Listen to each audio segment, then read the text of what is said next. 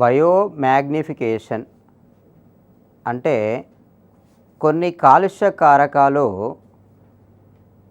పరిమాణంలో ఎక్కువ కావడాన్ని మనము బయోమాగ్నిఫికేషన్ అని పిలుస్తాము. అంటే కొన్ని కాలుష్య కారకాలు అంటే ఏమిటి? ఆ కాలుష్య కారకాలు DDT, BSC, ఈ డైక్లోఫినాక్ లాంటి ఈ కాలుష్య కారకాలు వాటి పరిమాణములో పెరుగుతూ పోతాయి అన్నమాట. అవి ఎలా వాటి పరిమాణంలో పెరుగుతూ పోతాయి అనే విషయాన్ని ఇప్పుడు మనం మాట్లాడుకుందాం. అంటే బయోమాగ్నిఫికేషన్ అనేది పర్యావరణంలో ఒక సమస్య. ఇప్పుడు బయోమాగ్నిఫికేషన్ గురించి మాట్లాడుకుందాం. బయోమాగ్నిఫికేషన్ అంటే కొన్ని కాలుష్య కారకాలు ఈ పోషక స్థాయిలలో ప్రధానంగా ఉత్పత్తిదారుల నుంచి ప్రాథమిక వినియోగదారులకు చేరేసరికి, ప్రాథమిక వినియోగదారుల నుంచి ద్వితీయ వినియోగదారులకు చేరేసరికి, ద్వితీయ వినియోగదారుల నుంచి తృతీయ వినియోగదారులకు చేరేసరికి వాటి యొక్క పరిమాణము పెరుగుతూ పోతుంది. ఆ పరిమాణం పెరుగుతూ పోవడాన్ని మనము బయోమాగ్నిఫికేషన్ అని పిలుస్తాము. అంటే ఒక్క మాటలో చెప్పాలంటే కొన్ని రసాయనిక పదార్థాలు ఆహారపు గొలుసు ద్వారా ఒక పోషక స్థాయి నుండి మరొక పోషక స్థాయిలోకి చేరేటప్పుడు అక్కడ పరిమాణంలో పెరగడమే కాక అక్కడ పేరుకుపోవడాన్ని మనము బయోమాగ్నిఫికేషన్ అని పిలుస్తాము. అంటే ఇక్కడ బయోమాగ్నిఫికేషన్ గురించి కాక స్పష్టంగా మాట్లాడుకున్నట్లయితే ఆహారపు గొలుసుతో సంబంధంగా మనము మాట్లాడుతున్నాము. ఆహారపు గొలుసు, ఈ ఆహారపు గొలుసులో మనకు మొదటి పోషక స్థాయి ఏంటిది? ఉత్పత్తిదారులు. ఈ ఉత్పత్తిదారులలో ఉన్నటువంటి ఆ కాలుష్య కారకం ఏమిటి? ఆ కాలుష్య కారకం అనుకున్నాము అంటే ఇక్కడ DDT తీసుకోవచ్చు, లేదా BHC తీసుకోవచ్చు, లేదా డైక్లోరోఫినాక్ తీసుకోవచ్చు. ఈ డైక్లోరోఫినాక్ కానీ BSC కానీ DDT కానీ ఒక పోషక స్థాయి నుంచి మరొక పోషక స్థాయికి చేరేసరికి దాని యొక్క పరిమాణము పెరుగుతూ పోతుంది. దాని యొక్క పరిమాణము పెరుగుతూ పోవడం వల్ల ఆ జీవులకు, ఆ పోషక స్థాయిలో ఉన్న జీవులకు అది హానికరం అవుతుంది. అందుకే దీన్ని మనము కాలుష్యకారకము, ప్రమాదకర కాలుష్యకారకంగా మాట్లాడుకుంటున్నాము. ఇక్కడ బయోమాగ్నిఫికేషను ఉత్పత్తిదారులలో మొదలై అది వినియోగదారులకు, వినియోగదారుల నుంచి ప్రధానంగా ప్రాథమిక వినియోగదారుల నుంచి ద్వితీయ వినియోగదారులకు, ద్వితీయ వినియోగదారుల నుంచి తృతీయ వినియోగదారులకు చేరుతూ పోతుంది. అంటే ఇక్కడ ఏమిటా కాలుష్యకారకం? మరే DDT. ఏమిటి DDT అంటే డైక్లోరో డైఫినాయిల్ ట్రైక్లోరో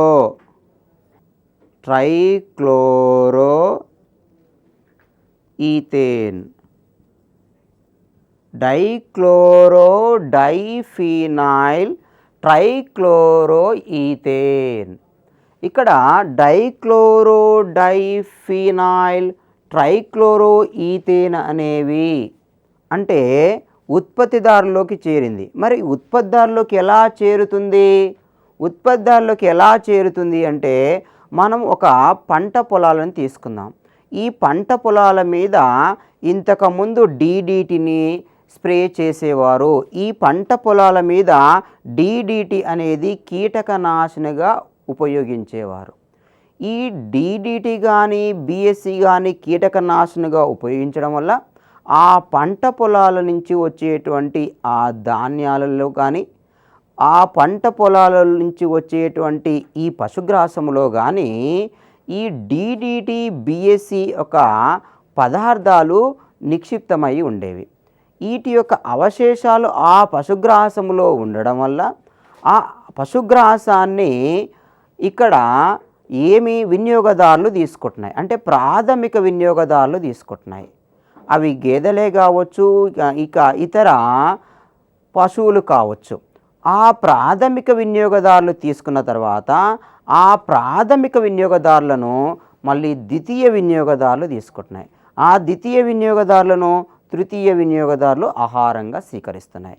మొత్తం మీద పంట పొలాలను కీటకనాశుల నుంచి సంరక్షించడం కోసము ఉపయోగించినటువంటి ఈ DDT BSE అవశేషాలు ఆ పంట మొక్కల లోపల ఉండడం వల్ల, ప్రధానంగా పశుగ్రాసము లోపల మరియు ధాన్యాల లోపల నిక్షిప్తమై ఉండడం వల్ల ఆ ధాన్యాలను తీసుకున్నటువంటి మానవులోకి కాలుష్యకారకాలు వచ్చి చేరి ఇక క్యాన్సర్ సంబంధిత వ్యాధులు రావడానికి అవకాశం ఉంది.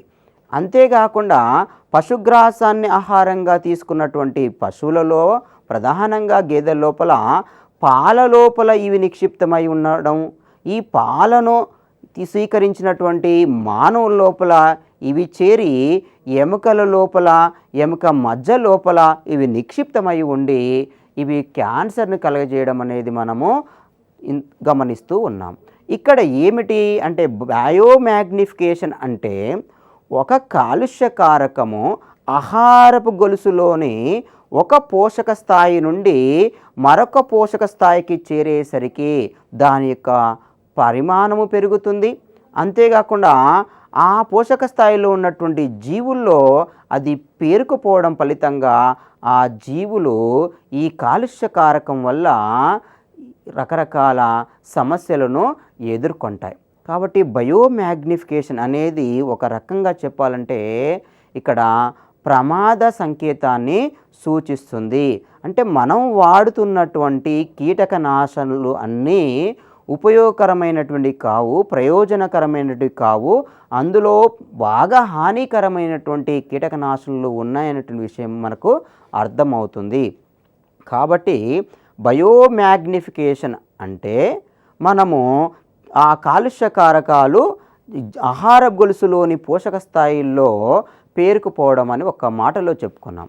ఇక్కడ కాలుష్య కారకాలు అనగానే DDT మరియు BSE గురించి మాట్లాడుకున్నాం. ఈ DDT BSE అనేవి కీటకనాశులు అని మాట్లాడుకున్నాం, అంటే ఇన్సెక్టిసైడ్స్. అంటే DDT BSE అనేవి ఏమిటి అంటే ఇన్సెక్టిసైడ్స్, కీటకనాశనులు. ఈ కీటకనాశనులు ప్రమాదకరమైనవని భారత ప్రభుత్వం గుర్తించింది. కాబట్టి ఈ కీటకనాశనలను భారత ప్రభుత్వము నిషేధించడం జరిగింది. కావున ఇప్పుడు DDT BSE అనేటువంటి కీటకనాశనలను మనము వాడటము లేదు. అవి నిషేధించబడినటువంటి కీటకనాశనలు, అవి నిషేధించబడినటువంటి రసాయనిక మందులు అనేటువంటి విషయాన్ని మీరు గుర్తుపెట్టుకోవాలి. అంతేకాకుండా డైక్లోరోఫినాక్ ఈ డైక్లోరోఫినాక్ అనేది సాధారణంగా మనకు పశువుల్లో వాపు వచ్చినప్పుడు ఆ వాపును తగ్గించడానికి ఉపయోగించేటువంటి ఒక మందు. ఈ వాపును తగ్గించడానికి ఉపయోగించిన మందు ఆ పశువుల్లో చేరడము, ఆ పశువులని ఆహారముగా స్వీకరించినటువంటి రాబందులోకి పోయి ఆ మందు చేరడము, అంతేకాకుండా అది పరిమాణంలో పెద్దగా పేరుకుపోవడంని బయోమాగ్నిఫికేషన్గా కూడా మనము పరిగణించవచ్చు. అప్పుడు ఆ రాబందులకు ఆ మందు హానికర ప్రభావాన్ని చూపుతుంది. కాబట్టి ఇక్కడ ఈ రసాయనిక పదార్థాలు ఒక పోషక స్థాయి నుంచి మరొక పోషక స్థాయికి చేరేసరికి పరిమాణంలో పెద్దగవుతూ అక్కడ ఉన్నటువంటి జీవుల కణజాలలో పేరుకుపోతూ ఆ జీవులకు హానిని కలగచేస్తున్నాయి. కాబట్టి ఇది హానికరమైనటువంటి రసాయనముగా మనము పరిగణించాలి. ఇది బయోమాగ్నిఫికేషన్కు సంబంధించినటువంటి వివరణ. ఇక్కడ బయోమాగ్నిఫికేషన్ అనగానే 3 రసాయనాలు వచ్చాయి. 2 కీటకనాశనలు, 1 పశువుల్లో వాపును తగ్గించడానికి ఉపయోగించినటువంటి మందు. ఈ కీటకనాశనంలో ఒకటి DDT అంటే డైఫినైల్ ట్రైక్లోరోఈథేన్. రెండవది బిహెచ్సి. ఈ బిహెచ్సి అంటే ఏంటిది? బెంజా ఎగ్జాక్లోరైడ్. బెంజా ఎగ్జాక్లోరైడ్. దీన్ని ఏమంటున్నాం మనము? బెంజా ఎగ్జాక్లోరైడ్ అని పిలుస్తున్నాము. అంటే బెంజా ఎగ్జాక్లోరైడ్ అనేది ఒక కీటకనాశిని, బిహెచ్సి. ఇంతకుముందు సాధారణ పరిభాషలో గమాక్సిన్ అని కూడా పిలిచేవారు దీన్ని. ఈ గమాక్సిన్ను ఇప్పుడు నిషేధించడం జరిగింది. సాధారణంగా దాన్ని బిహెచ్సి బెంజా ఎగ్జాక్లోరైడ్ అంటున్నాము. సాధారణ పరిభాషలో మన వాడుక భాషలో గమాక్సిన్ పౌడర్ అని పిలిచేవారు.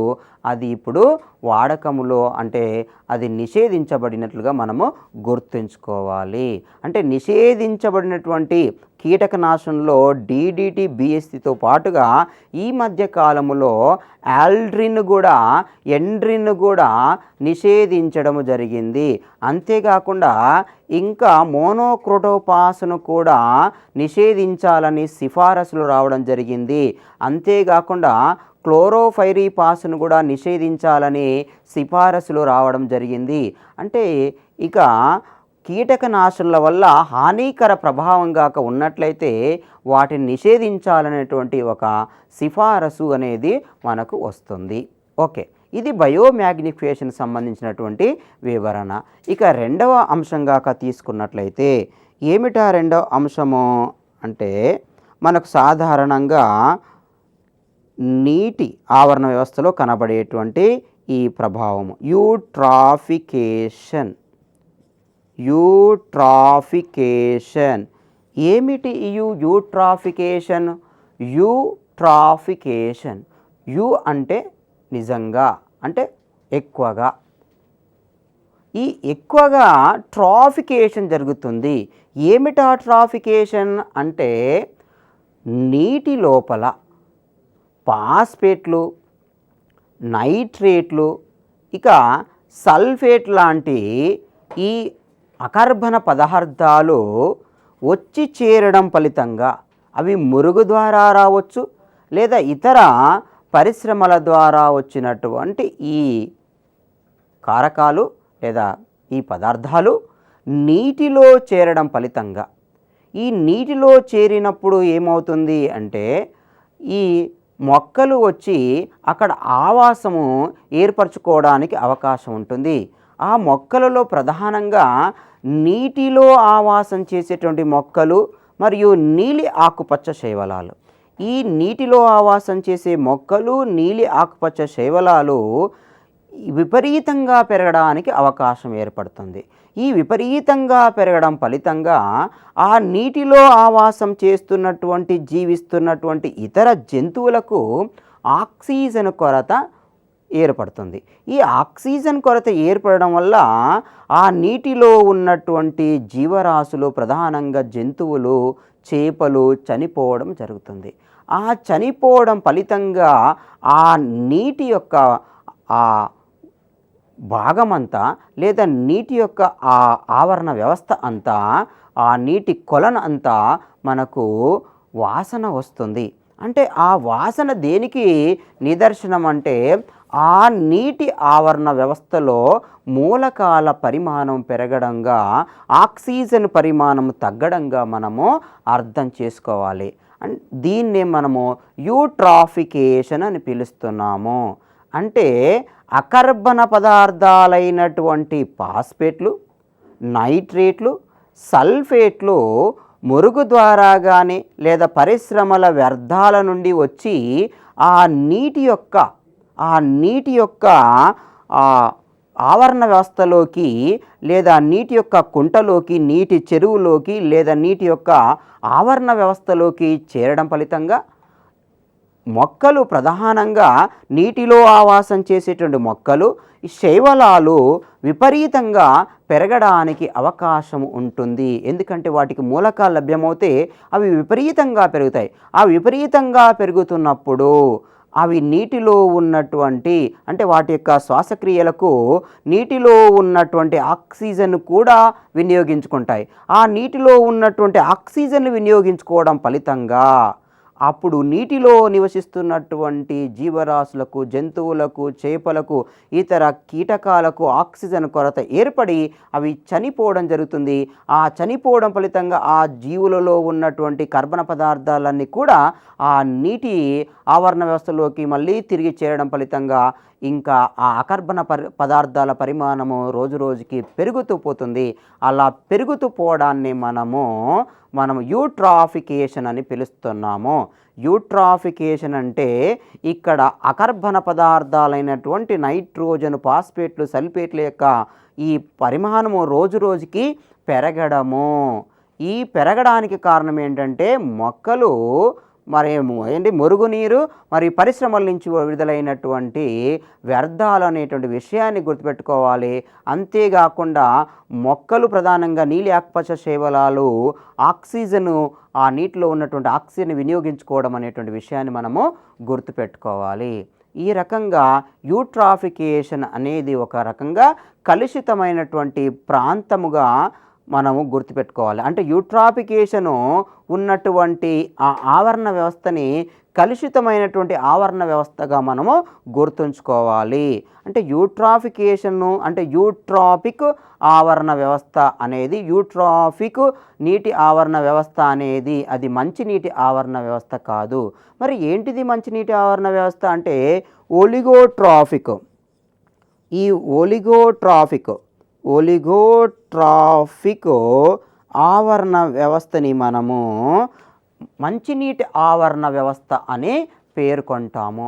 ఒలిగోట్రాఫిక్ ఆవరణ వ్యవస్థ అంటే మంచినీటి ఆవరణ వ్యవస్థ, యూట్రాఫిక్ ఆవరణ వ్యవస్థ అంటే కలుషితమైనటువంటి ఆవరణ వ్యవస్థ. అందులో ఆక్సిజన్ యొక్క పరిమాణము తక్కువగా ఉన్నటువంటి ఆవరణ వ్యవస్థ, ఆక్సిజను సరిగ్గా ఉన్నటువంటి సరైన మోతాదులో ఉన్నటువంటి ఆవరణ వ్యవస్థ, పరిశుభ్రమైనటువంటి ఆవరణ వ్యవస్థ అంటే స్వచ్ఛమైన నీరు కలిగినటువంటి ఆవరణ వ్యవస్థగా మనము ఒలిగోట్రాపిక్ ఆవరణ వ్యవస్థని పేర్కొంటాము. కాబట్టి యూట్రాపిక్ ఆవరణ వ్యవస్థలో మనకు జీవుల మనుగడ ప్రమాదకరంగా ఉంటుంది, కష్టతరంగా ఉంటుంది. ఓకే, ఇక్కడ యూట్రాఫిక్ ఆవరణ వ్యవస్థలో జీవులు రోజు రోజుకి చనిపోతుండడం ఫలితంగా ఆ జీవులలో ఉన్నటువంటి అణుఘటకాలు, ఆ జీవుల్లో ఉన్నటువంటి అణుఘటకం ఏంటిది? కర్బన పదార్థం. ఈ కర్బన పదార్థం అనేది జీవుల్లో చేరడం ఫలితంగా అప్పుడు ఏమవుతుంది అంటే ఈ కర్బన పదార్థం అనేది జీవుల్లో నుంచి నీటిలో చేరడం ఫలితంగా ఆ నీటిలో కర్బన పదార్థం పేరుకుపోతుంది. అప్పుడు ఆ నీటి యొక్క BOD విలువ అనేది పెరుగుతుంది. అంటే యూట్రాఫికేషన్ చెందినటువంటి నీటి ఆవరణ వ్యవస్థలో మనకు BOD విలువ పెరుగుతుంది. ఈ BOD విలువ అంటే ఏమిటి అంటే BOD అంటే మనం ఏమని రాసుకోవచ్చు? BOD అంటే biochemical oxygen demand.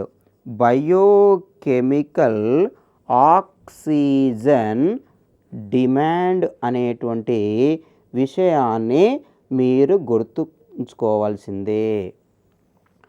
Biochemical oxygen demand అంటే జీవుల ఆక్సిజన్ అవసరము. అంటే ఇక్కడ BOD అంటే ఇంతకుముందు బయలాజికల్ ఆక్సిజన్ డిమాండ్ అని మాట్లాడుకునేవారు. ఇప్పుడు ఏమంటున్నాము?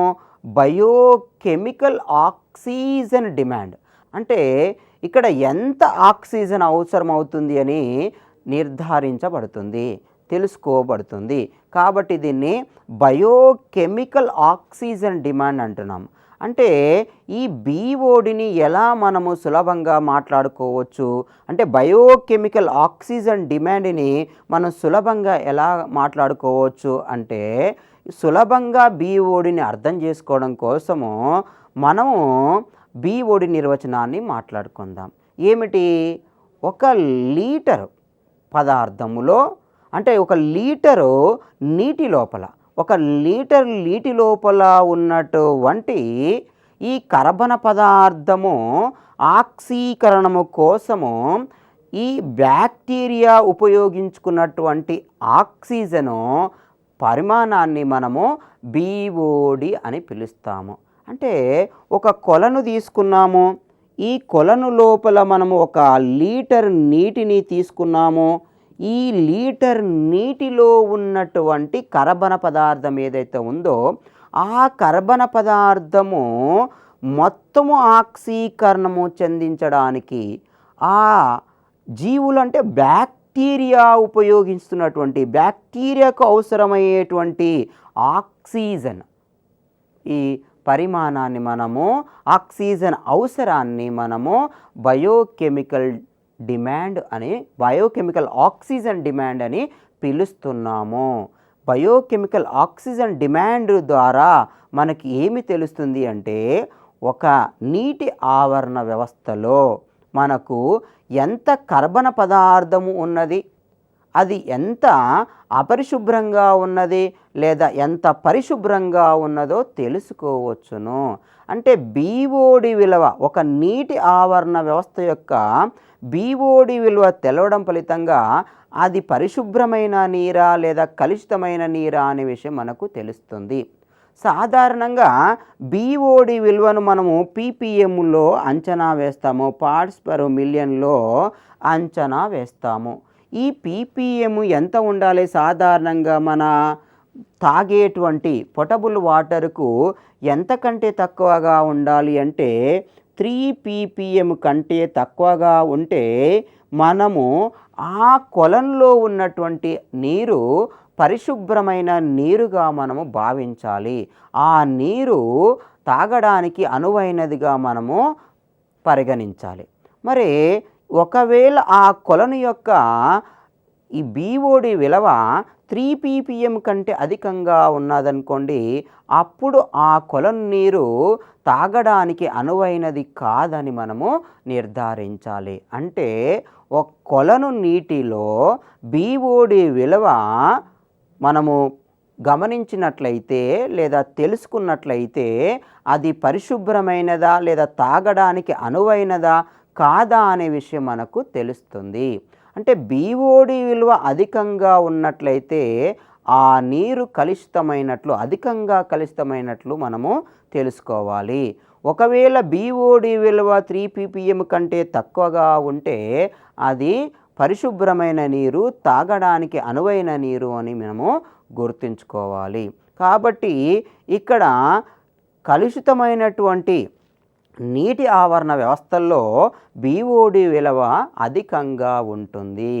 అంటే BOD విలువ ద్వారా మనకి ఆ నీటి యొక్క ఆవరణ వ్యవస్థ మనకు కలుషితమైనదా లేదా ఎంత కలుషితమైనది లేదా పరిశుభ్రమైనదా అనే విషయము తెలిసిపోతుంది. కాబట్టి ఇక్కడ విద్యార్థులు ఏం గమనించాలి అంటే నీటి యొక్క పరిశుభ్రతను అంచనా వేయడానికి మనకు ఉపయోగపడేటువంటి ఈ పరీక్ష ఏమిటి? ఆ పరీక్ష BOD అనేటువంటి పరీక్ష మనకు నీటి యొక్క పరిశుభ్రతను అంచనా వేయడానికి ఉపయోగపడుతుంది.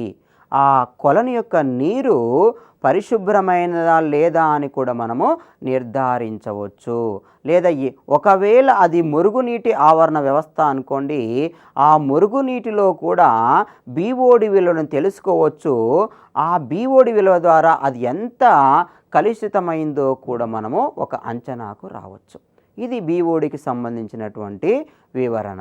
ఇక ఇంకొక పరీక్ష ఉన్నది. ఏమిటి ఆ పరీక్ష అంటే COD. COD అంటే ఏమిటి మరే? COD అంటే ఇక్కడ రాసుకుందాం మనము, chemical oxygen demand. Chemical oxygen డిమాండ్ను మనము COD అని పిలుస్తున్నాము. అంటే ఇక్కడ ఉన్నటువంటి నీటిలో ఉన్నటువంటి ఈ కర్బన పదార్థము ఆక్సీకరణ కోసము అవసరమైనటువంటి ఆక్సిజను ఎంత అని తెలుసుకోవచ్చును. కాబట్టి COD అంటే కెమికల్ ఆక్సిజన్ డిమాండ్. ఇప్పుడు COD గురించి BOD గురించి మనం తెలుసుకున్నాము. అంటే BOD ద్వారా కానీ సిఓడి ద్వారా కానీ మనకు ఏం అర్థమవుతుంది అంటే ఆ నీటిలో ఉన్నటువంటి కర్బన పదార్థాన్ని ఆక్సీకరణము చెందించడం కోసము అక్కడ ఉన్నటువంటి జీవులు ప్రధానంగా బ్యాక్టీరియాలు వినియోగించుకునేటువంటి ఆక్సిజన్ పరిమాణము ఎంత అనేటువంటి విషయము తెలుస్తుంది. దాని ద్వారా ఆ నీటిలో ఉండేటువంటి కర్బన పదార్థ పరిమాణం ఎంత, ఆ నీటికి అవసరమయ్యేటువంటి మన ఆక్సిజన్ ఎంత కూడా మనము తెలుసుకోవచ్చును. అంటే యూట్రాఫికేషన్, ఒలిగోట్రాఫికేషన్. అంటే యూట్రాఫికేషన్ అంటే ఈ అకర్బన పదార్థాలు నీటి లోపల నీటి ఆవరణ వ్యవస్థలో క్రమక్రమంగా పెరుగుతూ పోవడం. ఒలిగోట్రాఫికేషన్ అంటే ఏమిటి అంటే అక్కడ ఉన్నటువంటి అకర్బన పదార్థాలు కానీ నెక్స్ట్ అక్కడ ఉన్నటువంటి కర్బన పదార్థాలు కానీ పూర్తిగా ఆక్సీకరణము చెందించడం ఫలితంగా మనకు అక్కడ ఆ పదార్థాల యొక్క పరిమాణాన్ని తగ్గించి ఆ ఆవరణ వ్యవస్థని మనము పరిశుభ్రము చేయడము. కాబట్టి ఒలిగోట్రాఫికేషన్లో మనకి ఏమర్థమవుతుంది అంటే పరిశుభ్రత అంటే ఈ నీటి యొక్క శుద్ధతిని మనము పెంచవచ్చు, శుద్ధతను పెంచవచ్చు అనేటువంటి విషయము తెలుస్తుంది.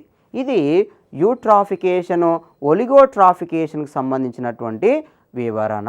ఇంకా ఆ తర్వాత బయో రెమిడియేషన్కి వెళ్దాం.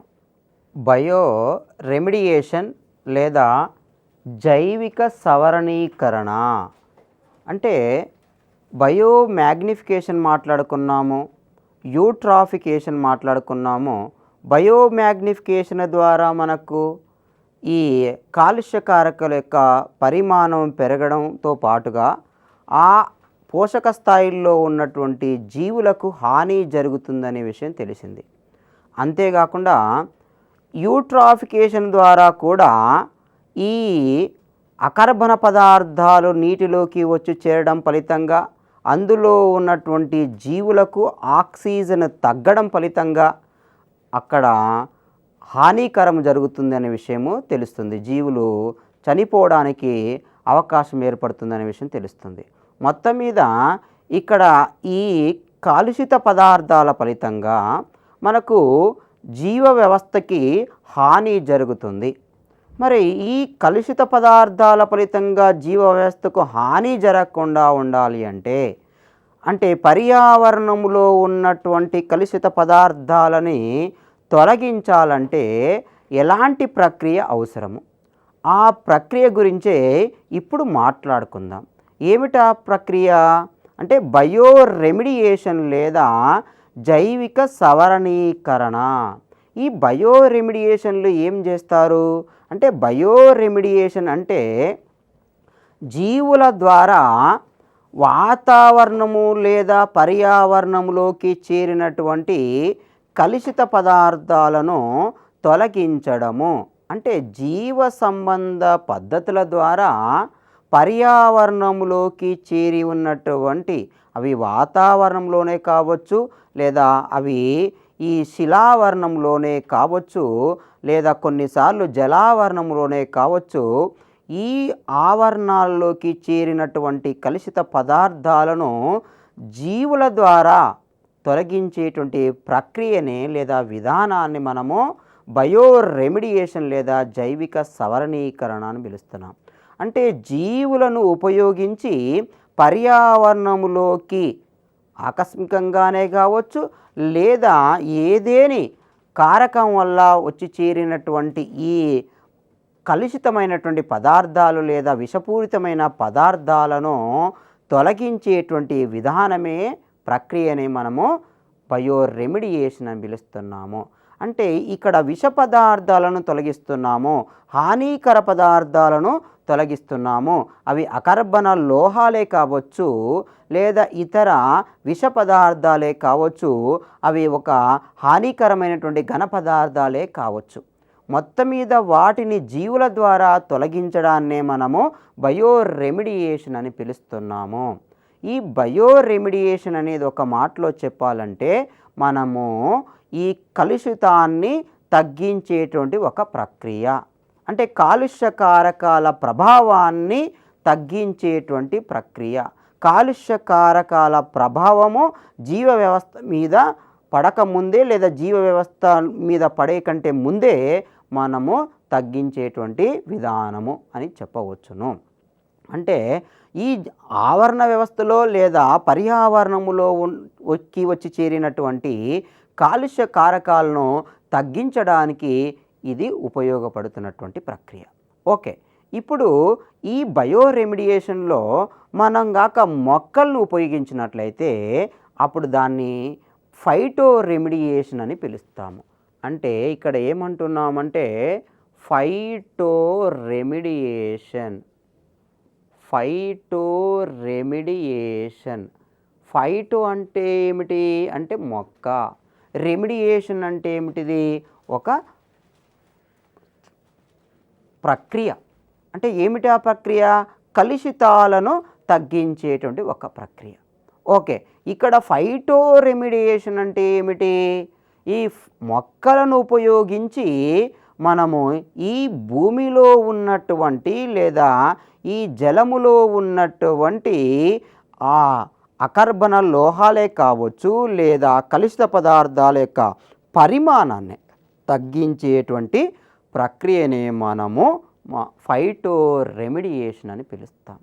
ఫైటో రెమిడియేషన్కి చక్కటి ఉదాహరణ మనకు బ్రాసికా.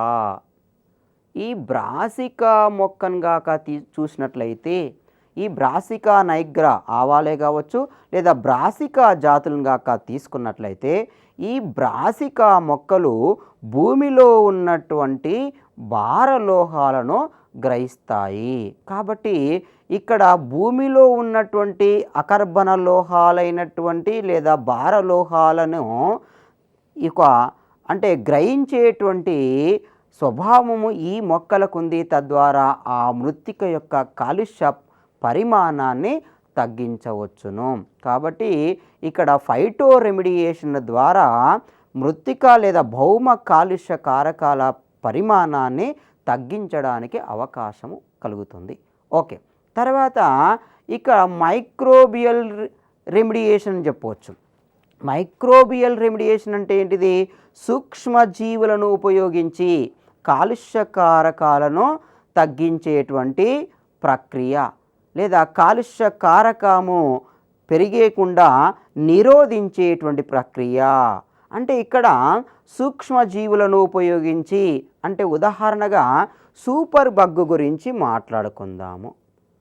సూపర్ బగ్ ఏమిటి? సూపర్ బగ్గు అంటే సూపర్ బగ్ అని దేన్ని పిలుస్తారు అంటే సూడోమోనాస్ పుటిడాను. సూడోమోనాస్ పుటిడాను మనము సూపర్ బగ్ అని పిలుస్తాము. ఈ సూడోమోనాస్ పుటిడాను సూపర్ బగ్ అని ఎందుకు పిలుస్తారంటే ఇక్కడ మనము గుర్తుంచుకోవాల్సింది ఏంటంటే ఇది జన్యు పరివర్తనము చెందినటువంటి ఒక బ్యాక్టీరియా. జన్యు పరివర్తనం చెందినటువంటి ఈ బ్యాక్టీరియా సముద్రములో ఈ నూనెను సరఫరా చేస్తున్నటువంటి ఓడల ద్వారా లీక్ అయినటువంటి నూనె సముద్రం యొక్క ఉపరితలానికి చేరిన తర్వాత ఆ ఉపరితలం పైన ఒక తెట్టులాగా నూనె తెట్టులు లేదా ఆయిల్ కేక్స్ ఏర్పడతాయి. ఆ ఆయిల్ కేక్స్ను జీర్ణము చేసేటువంటి లేదా విచ్ఛిన్నము చేసేటువంటి ఈ జన్యు పరివర్తిత బ్యాక్టీరియాని మనము సూపర్ బగ్ అని పిలుస్తున్నాము. అంటే సూడోమోనాస్ పుటిడా అనేది జన్యు పరివర్తనము చెందినటువంటి ఒక బ్యాక్టీరియా. అంటే దీన్ని ఏమనొచ్చు? GMO అనొచ్చు. అంటే జెనెటికల్లీ మాడిఫైడ్ ఆర్గానిజము అని పిలవచ్చును. జెనెటికల్లీ మాడిఫైడ్ ఈ ఆర్గానిజము ఏం చేస్తుంది? సాధారణ బ్యాక్టీరియా లాగా కాక సాధారణ సూక్ష్మజీవిలాగా కాక ఇది సముద్రములోకి వచ్చి చేరినటువంటి నూనె తెట్టులను సముద్రం యొక్క ఉపరితలం మీద ఏర్పడినటువంటి ఈ నూనె తెట్టులను విచ్ఛిన్నము చేసి సముద్రము లోపల ఆవాసం చేస్తున్నటువంటి అనేక రకాల జీవులకు, జంతువులకు, వృక్షాలకు ఈ మనుగడకు ఇది తోడ్పడుతుంది. కాబట్టి ఈ బ్యాక్టీరియాను మనము సూపర్ బగ్ అని పిలుస్తున్నాము. ఇది ఒక రకంగా చెప్పాలంటే ఏంటిది, ఆ నూనె తెట్టు వల్ల ఇప్పుడు ఏమవుతుంది, సముద్రము కలుషితమే కాకుండా ఆ సముద్రములో ఉన్న జీవులకు అది హానికరాన్ని కలగచేస్తుంది. ఓకే, నెక్స్ట్ మనము గ్రీన్ హౌస్ ఎఫెక్ట్ గురించి మాట్లాడుకుందాం. గ్రీన్ హౌస్ ఎఫెక్ట్ గురించి మాట్లాడుకుందాం. Green house effect. ఈ గ్రీన్ హౌస్ ఎఫెక్ట్ అనగానే మీ అందరికీ గుర్తొచ్చేది ఏంటంటే కార్బన్ డయాక్సైడ్ గుర్తొస్తుంది. ఒక కార్బన్ డయాక్సైడే మరి గ్రీన్ హౌస్ వాయువా? అంటే కార్బన్ డయాక్సైడ్తో పాటుగా మీథేను, ఇంకా నీటి ఆవిరి, ఇంకా ఇతర గ్రీన్ హౌస్ వాయువులు కూడా ఉన్నాయి. అంటే గ్రీన్ హౌస్ వాయువులలో ప్రధానమైనటువంటిది ఏంటంటే కార్బన్ డయాక్సైడ్. ఈ కార్బన్ డయాక్సైడ్తో పాటుగా మీథేను, నీటి ఆవిరి అనేవి గ్రీన్ హౌస్ వాయువులుగా మనకు పిలువబడుతున్నాయి. అంటే కార్బన్ డయాక్సైడ్, మీథేను అనబడేటువంటి గ్రీన్ హౌస్ వాయువులు ఇవి వివిధ పరిశ్రమల నుండి విడుదలయ్యాయి. ప్రధానంగా బయోగ్యాస్ నుండి విడుదలైనది ఏంటిది, మనకు మీథేన్ విడుదలైంది, కార్బన్ డయాక్సైడ్ విడుదలైంది. ఇంకా ఇతర కర్మాగారాల నుంచి కూడా మనకు కార్బన్ డయాక్సైడ్ విడుదలవుతుంది. అలాగే మిథనోజెనిక్ బ్యాక్టీరియా ద్వారా మనకు మీథేన్ విడుదలవుతుంది. ఇలా సహజ వాయువుగా కూడా మనం మీథేన్ పిలుస్తున్నాము. అంటే ఇక్కడ మీథేని ఏదేని కారకము ద్వారా, ఏదేని వ్యవస్థ ద్వారా మనకు ఈ గ్రీన్ హౌస్ వాయువులు వాతావరణంలోకి విడుదలైన తర్వాత ఈ వాతావరణములో ఇవి ఏమి పనిచేస్తాయి? వాతావరణంలో ఇవి ప్రధానంగా సూర్యుని నుంచి విడుదలైనటువంటి వికిరణాన్ని ఇవి స్వీకరిస్తాయి. ఈ సూర్యుని నుంచి విడుదలైనటువంటి ఆ సౌరశక్తిని, సౌర వికిరణాన్ని ఇవి స్వీకరించి ఆ వాతావరణము అంతా వేడెక్కింప చేస్తాయి. కాబట్టి ఆ వాతావరణం అంతా వేడెక్కింప చేయడాన్ని మనము గ్రీన్ హౌస్ ఎఫెక్ట్ అని పిలుస్తున్నాము. అంటే గ్రీన్ హౌస్ ఎఫెక్టు అంటే ఏమని మనం మాట్లాడుకోవాలి? దీన్ని ఏమంటున్నాము? హరిత గృహ ప్రభావం అని కూడా పిలుస్తాం. గ్రీన్ అంటే హరిత, హౌస్ అంటే గృహము, ఎఫెక్ట్ అంటే ప్రభావము, హరిత గృహ ప్రభావము. కార్బన్ డయాక్సైడ్, మీథేను, నీటి ఆవిరి, ఇతర గ్రీన్ హౌస్ వాయువులు వాతావరణములోకి చేరి ఆ వాతావరణములో వికిరణాన్ని, సూర్యుని నుంచి వచ్చేటువంటి వికిరణాన్ని స్వీకరించి వాతావరణము లోపల ఈ వేడెక్కించడాన్ని లేదా వాతావరణంలో ఉష్ణోగ్రత అధికం చేయడాన్ని మనము గ్రీన్ హౌస్ ఎఫెక్ట్ అని పిలుస్తున్నాము. అంటే గ్రీన్ హౌస్ వాయువుల ద్వారా వాతావరణము వేడెక్కడము, సూర్యకిరణాన్ని శోషించడం అనేటువంటి విషయాన్ని మీరు గుర్తించాలి. ఈ హరిత గృహ ప్రభావం వల్ల ఏం జరుగుతుంది? అప్పుడు భూమి చుట్టూ ఉన్నటువంటి వాతావరణం అంతా వేడెక్కిపోయింది. ఈ గ్రీన్ హౌస్ వాయువుల వల్ల భూమి చుట్టూ ఉన్నటువంటి వాతావరణం అంతా వేడెక్కిందంటే చివరికి ఆ ప్రభావం దేని మీద పడుతుంది? భూమి మీద పడుతుంది. అంటే గ్లోబ్ మీద పడుతుంది. అప్పుడు ఆ గ్లోబ్ ఏమైపోతుంది? ఆ గ్లోబ్ కూడా వేడెక్కుతుంది. అంటే గ్రీన్ హౌస్ ఎఫెక్ట్ ఫలితంగా జరిగేటువంటి ప్రక్రియ ఏమిటి అంటే, పరిణామం ఏంటంటే గ్లోబల్ వార్మింగ్ రావడానికి అవకాశం ఉంది. అంటే గ్లోబల్ వార్మింగ్ జరగడానికి అవకాశం ఉన్నది. అంటే కార్బన్ డయాక్సైడ్, మీథేను మరియు ఇతర గ్రీన్ హౌస్ వాయువులు వాతావరణంలోకి విడుదలయ్యి సౌర వికిరణాన్ని శోషించి లేదా ఇక్కడ అధిశోషించుకొని వాతావరణం అంతా వేడెక్కించడాన్ని మనం గ్రీన్ హౌస్ ఎఫెక్ట్ అన్నాము. ఈ వాతావరణం వేడెక్కడాన్ని గ్రీన్ హౌస్ ఎఫెక్ట్ అన్న తర్వాత ఆ వేడెక్కిన వాతావరణం యొక్క ప్రభావం భూమి మీద పడడం ఫలితంగా భూమి కూడా వేడెక్కుతుంది. ఆ భూమి కూడా వేడెక్కడాన్ని మనము గ్లోబల్ వార్మింగ్ అని పిలుస్తున్నాము, లేదా భూమి వేడెక్కడము అని కూడా పిలుస్తున్నాము. ఈ భూమి వేడెక్కడం వల్ల ఏం జరుగుతుంది అంటే భూమి యొక్క ధృవాల వైపు, అంటే ఇక్కడ మనకు ధృవాల వైపు ఏముంది, మంచు ఉంది. ఆ ధృవాల వైపు ఉన్నటువంటి మంచు మనకు కరిగిపోవడానికి అవకాశం ఉంది. అప్పుడు ధ్రువపు మంచంతా కరిగిపోతే మనకు వరదలు వచ్చి ప్రాణ నష్టము లేదా జీవరాశుల నష్టము, ఆవరణ వ్యవస్థల సంపద అంతా నాశనం కావడానికి, నష్టం జరగడానికి అవకాశం ఉంది. కాబట్టి ఒక ప్రమాదము మనకు సంభవించడానికి అవకాశం ఉంది, పెను ప్రమాదము సంభవించడానికి అవకాశం ఉంది. ఇది గ్లోబల్ వార్మింగ్కి సంబంధించినటువంటి వివరణ. కాబట్టి గ్రీన్ హౌస్ ఎఫెక్ట్ ఫలితంగా మనకు గ్లోబల్ వార్మింగ్ జరుగుతుంది. ఈ గ్లోబల్ వార్మింగ్ ఫలితంగా అక్కడ ఉన్నటువంటి ఏమిటి, మనకు ప్రధానంగా ఈ మంచు అంతా కరిగిపోయి ఈ వరదలు వచ్చేసి ఇక్కడ దీవులన్నీ లోతట్టు ప్రాంతాల్లో ఉన్నటువంటి దీవులన్నీ మునిగిపోయి ఇక్కడ జీవ సంపద, ఆవరణ సంపద అంతా నశించిపోవడానికి అవకాశం ఉన్నది.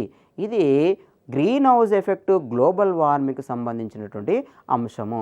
మరి గ్రీన్ హౌస్ ఎఫెక్ట్ తగ్గాలంటే ఏమి జరగాలంటే కార్బన్ డైఆక్సైడ్ యొక్క ఈ పరిమాణాన్ని తగ్గించాలి. కార్బన్ డైఆక్సైడ్ యొక్క పరిమాణాన్ని తగ్గించే వాతావరణంలో మనము ఎఫారెస్టేషన్ కార్యక్రమాన్ని చేపట్టాలి.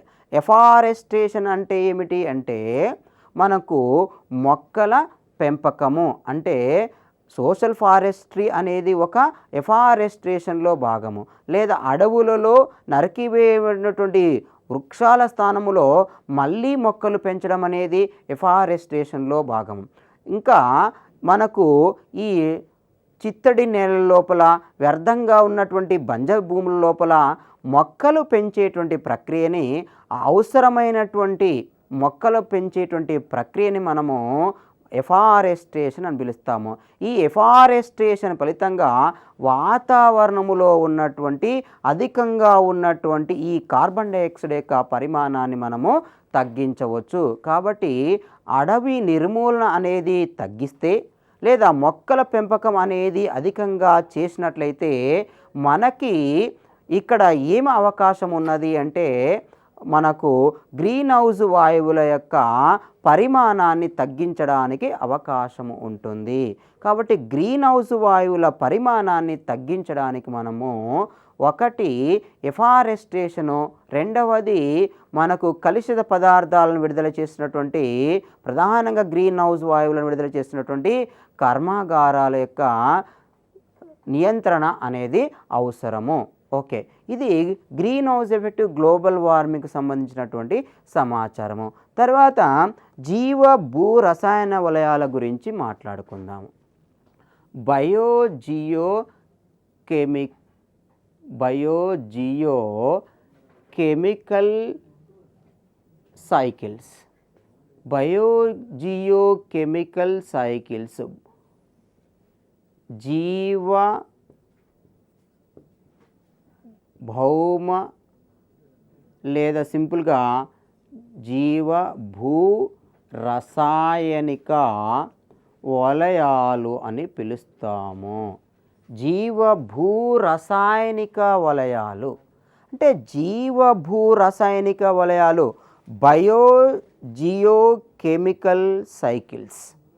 బయోజియో కెమికల్ సైకిల్స్లో మనము ఏమి గమనిస్తున్నాము అంటే జీవులలో ఉన్నటువంటి, జీవుల పెరుగుదలకు తోడ్పడుతున్నటువంటి, జీవుల మనుగడకు లేదా జీవులలో ఉన్నటువంటి వివిధ జీవక్రియలకు అభివృద్ధికి తోడ్పడుతున్నటువంటి వివిధ మూలకాలు అవి జీవుల నుంచి వాతావరణంలోకి, వాతావరణంలో నుంచి భూమిలోకి, మళ్ళీ భూమిలో నుంచి మళ్ళా జీవిలోకి చేరేటువంటి ఒక క్రమ పద్ధతిని గురించి మనము జీవ భూ రసాయన వలయాలలో మాట్లాడుకుంటాము.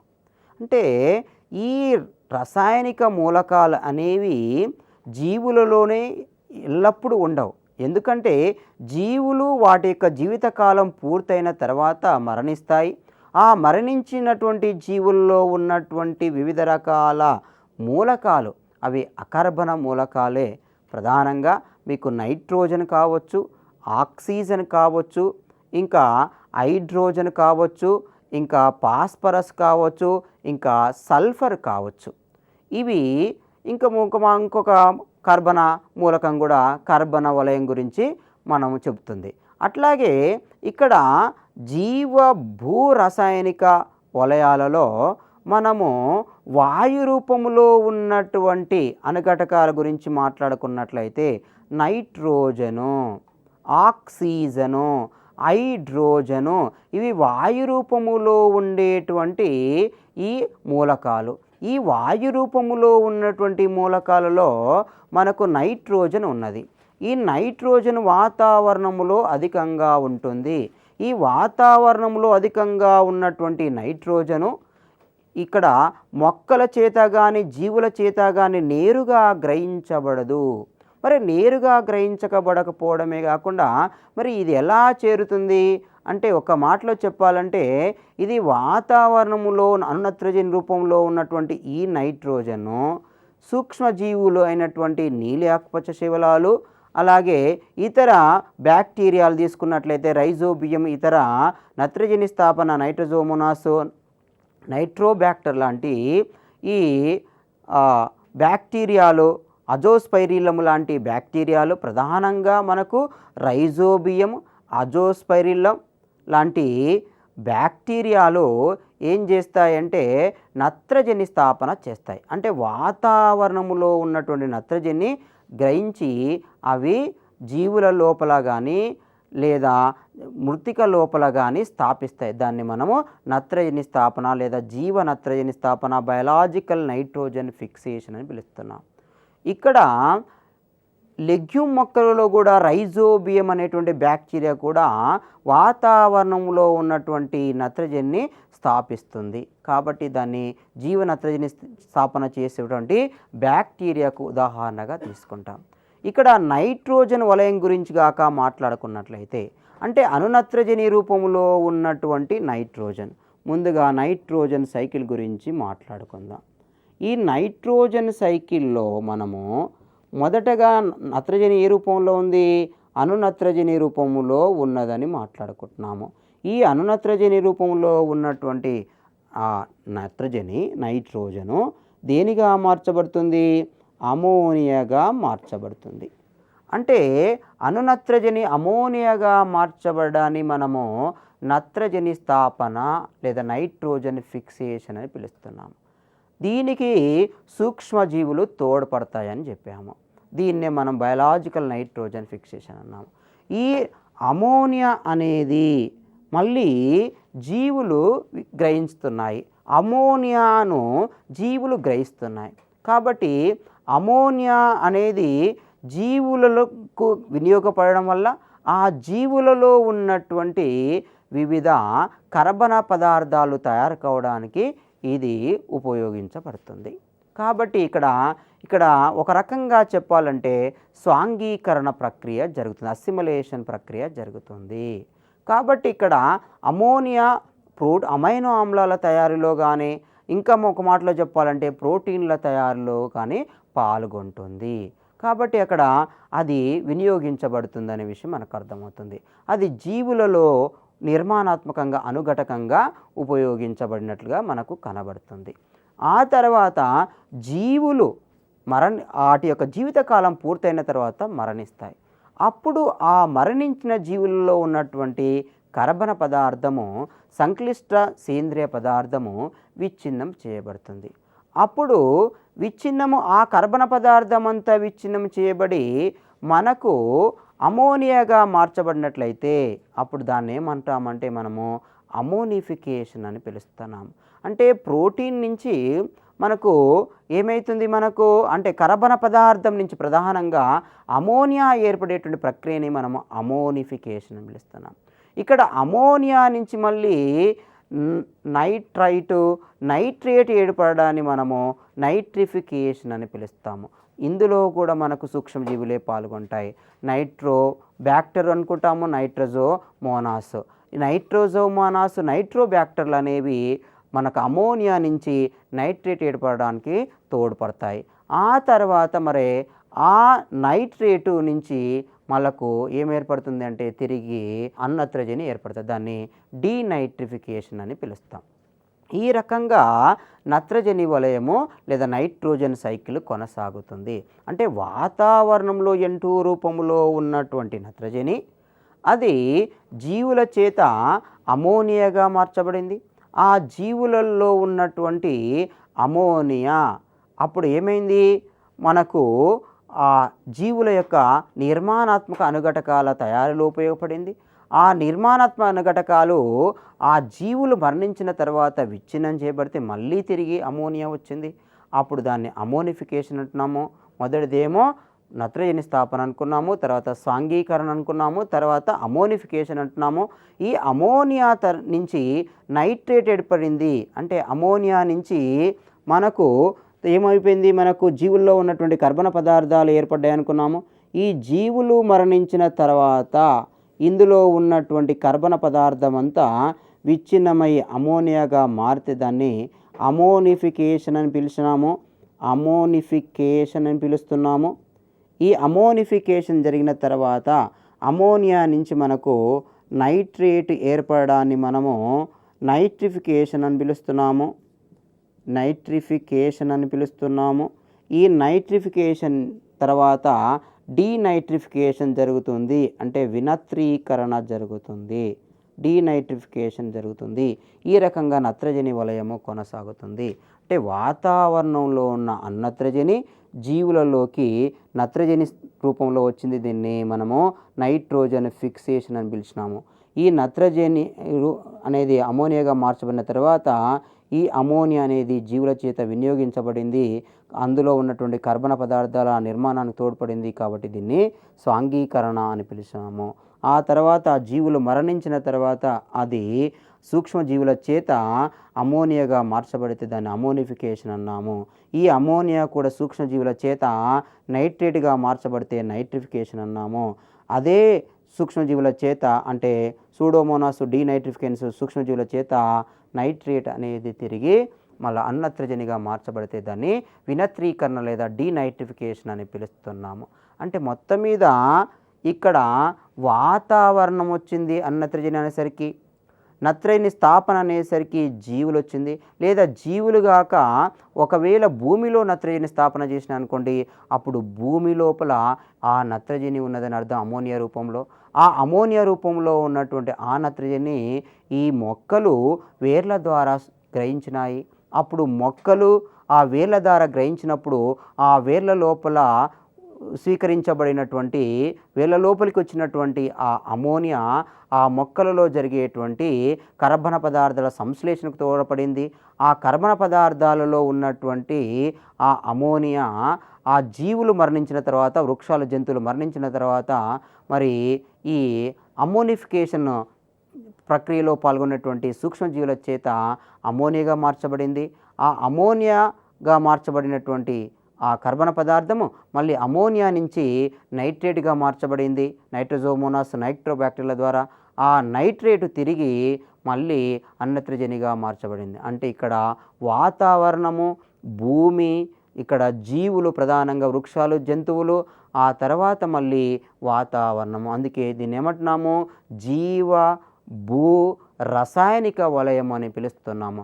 ఇలా జీవ భూ రసాయనిక వలయాల్లో మనము తప్పనిసరిగా గుర్తుంచుకోవాల్సినటువంటివంటే నైట్రోజన్ వలయం ఒకటి, ఆ తర్వాత మనకు ఆక్సిజన్ వలయం ఒకటి, తర్వాత మనకి హైడ్రోజన్ వలయము. ఇంకా ఈ అవసాదన వలయాలు సెడ్మెంటేషను సైకిల్స్ ఉన్నాయి. ప్రధానంగా ఫాస్ఫరస్ వలయము, సల్ఫర్ వలయము. ఈ ఫాస్ఫరస్ సల్ఫర్ వలయాలు అనేవి ఈ అవసాదన రూపంలో ఉన్నటువంటి శిలలలో మనకు ఉంటాయి, కాబట్టి నిక్షిప్తమై ఉంటాయి. కాబట్టి వాటిని మనము అవసాదన వలయాలుగా కూడా మనం పేర్కొంటాము. కాబట్టి జీవ భూ రసాయనిక వలయాల్లో మనకు అవసరం ఉన్నటువంటి సమాచారం ఏంటంటే నైట్రోజన్ వలయం అనేది మీకు గుర్తుండాలి. వాతావరణంలో అధికంగా నైట్రోజన్ ఉన్నది. ఆ తర్వాత ఆక్సిజన్, ఆక్సిజన్ వలయం కూడా మీకు గుర్తుండాలి. అంటే వాతావరణంలో నుంచి భూమికి, భూమిలో నుంచి జీవుల్లోకి, జీవులో నుంచి మళ్ళీ వాతావరణంలోకి ఒక చక్రీయ పద్ధతిలో మనకు ఎలా రవాణా అవుతుంది అనేటువంటి విషయాన్ని ఈ నైట్రోజన్ వలయం ద్వారా మీరు అర్థం చేసుకున్నారు. కాబట్టి ఇక్కడ నైట్రోజన్ వలయం భావన, ఆక్సిజన్ వలయం భావన అనేది మనకు అవసరము. కాబట్టి అంతేకాకుండా అవసాదన వలయాలు అనగానే ఫాస్ఫరస్ సల్ఫర్ కూడా మీకు గుర్తు రావాలి. ఇది జీవ భూ రసాయన వలయాలకు సంబంధించినటువంటి సమాచారము. ఇప్పటి వరకు మనం మాట్లాడుకున్నటువంటి అంశాలను కాక ఒకసారి మళ్ళీ తిరిగి మనం గుర్తు చేసుకున్నట్లయితే మొదటగా మనము బయోమ్యాగ్నిఫికేషన్ గురించి మాట్లాడుకున్నాము. బయోమ్యాగ్నిఫికేషన్ అంటే కలుషిత పదార్థాలు సాధారణంగా ఈ ఆహారపు గొలుసులోని పోషక స్థాయిలలో పేరుకుపోవడము, వాటి యొక్క పరిమాణములో పెరగడము, హానిని కలగచేయడము. ఓకే, పెరిగిపోవడాన్ని లేదా పరిమాణంలో పెరగడాన్ని మనము బయోమ్యాగ్నిఫికేషన్ అన్నాము. అది హానికర ప్రభావమే. ఆ తర్వాత యూట్రాఫికేషన్ గురించి మాట్లాడుకున్నాము. యూట్రాఫికేషన్లో కూడా మనకు ఈ అకర్బన పదార్థాలు కూడా పరిమాణంలో పెరగడం జరుగుతుంది. కాబట్టి దాన్ని యూట్రాఫికేషన్ అని కూడా పిలుస్తున్నాము. కాబట్టి యూట్రాఫికేషన్ ద్వారా అకర్బన పదార్థాల పరిమాణం పెరగడము, ఆక్సిజను పరిమాణము తగ్గడము, ఆక్సిజన్ కొరత ఏర్పడడం ఫలితంగా జీవులకు నష్టం జరగడం అనేది కనబడుతుంది. ఇది కూడా హానికరమైన ప్రభావమే. ఆ తర్వాత ఒలిగోట్రాఫికేషన్ అంటే ఏమనుకున్నామంటే ఇక్కడ ఆక్సిజన్ యొక్క పరిమాణాన్ని పెంచినప్పుడు, అంటే అక్కడ ఉన్నటువంటి కర్బన పదార్థాన్ని ఆక్సీకరణం చెందించడం కోసం ఆక్సిజన్ సరఫరా చేసి ఆ నీటిని ఆ ఆవరణ వ్యవస్థను శుద్ధి చేసినప్పుడు దాన్ని పరిశుభ్రమైనటువంటి ఆవరణ వ్యవస్థగా మార్చినప్పుడు ఒలిగోట్రాఫికేషన్ అని మాట్లాడుకున్నాము. ఆ తర్వాత మరి బయో రెమిడియేషన్ గురించి మాట్లాడుకున్నాము. ఈ బయో రెమిడియేషన్ అంటే జీవుల ద్వారా పర్యావరణంలోకి చేరినటువంటి విష పదార్థాలను కానీ, ఘన వ్యర్థాలను కానీ, లేదా అకర్బన పదార్థాలను కానీ వాటి యొక్క పరిమాణాన్ని, హానికర ప్రభావాన్ని తగ్గించడాన్ని మనము బయో రెమిడియేషన్, జైవిక సవరణీకరణ అని మాట్లాడుకున్నాము. ఆ తర్వాత మనము గ్రీన్ హౌస్ ఎఫెక్ట్ గురించి మాట్లాడుకున్నాము, గ్రీన్ హౌస్ వాయువుల గురించి మాట్లాడుకున్నాము. ఆ తర్వాత మనము గ్లోబల్ వార్మింగ్ గురించి మాట్లాడుకున్నాము. భూమి వేడెక్కడానికి కారణమైన వాయువులు ఏంటో కూడా మనం మాట్లాడుకున్నాము. గ్రీన్ హౌస్ వాయువులో ప్రధానమైనది కార్బన్ డైఆక్సైడ్ అయినటువంటి విషయాన్ని మీరు గుర్తుంచుకోవాలని మాట్లాడుకున్నాము. ఆ తర్వాత ఆ యూట్రాఫికేషన్ లోపలే మనకు ఆ యూట్రాఫికేషన్ అంటే ప్రధానంగా నీటి యొక్క లేదా కొలని ఆవరణ వ్యవస్థ యొక్క ఆ కలుషితాలను అంచనా వేయడానికి లేదా స్థాయిని అంచనా వేయడానికి ఆ బీఓడి, సిఓడి విలువల పరీక్షల గురించి కూడా మాట్లాడుకున్నాము. అంతేకాకుండా మనము ఈ ఫైటో రెమిడియేషన్ గురించి, తర్వాత సూపర్ బగ్ యొక్క పని విధానం గురించి, మరియు మనము జీవ భూ రసాయనిక వలయాల గురించి కూడా మాట్లాడుకోవడం జరిగింది. ఇవి చాలా ముఖ్యమైనటువంటి అంశాలు మనకు పర్యావరణం లోపల ఈ అంశాలు తప్పనిసరిగా మనకు తెలిసి ఉండాల్సిందే. మరి వీటి మీద ప్రశ్న ఎలా వస్తుంది? ఇప్పుడు ప్రశ్న గురించి మాట్లాడుకుందాం. బయోమ్యాగ్నిఫికేషను, యూట్రాఫికేషను, బయో రెమిడియేషను, బీఓడి, సిఓడి, అలాగే green house effect, global warming మొదలగు అంశాల మీద ఇంతకుముందు వివిధ రకాల ప్రశ్నలు పోటీ పరీక్షల్లో ఇవ్వడం జరిగింది. ఇప్పుడు ఈ అంశాల మీద ఎలాంటి ప్రశ్న రావడానికి అవకాశం ఉందో మనము మాట్లాడుకుందాము. ఇక్కడ ప్రశ్న ఏమిటి అంటే మనకి సాధారణంగా అడిగేటువంటి ప్రశ్న ఏమిటి అది అంటే గ్రీన్ హౌస్ ఎఫెక్ట్కి కారణము ఏమిటి అంటే గ్రీన్ హౌస్ వాయువులు. గ్రీన్ హౌస్ వాయువులు అనే విషయం మీకు గుర్తు రావాలి.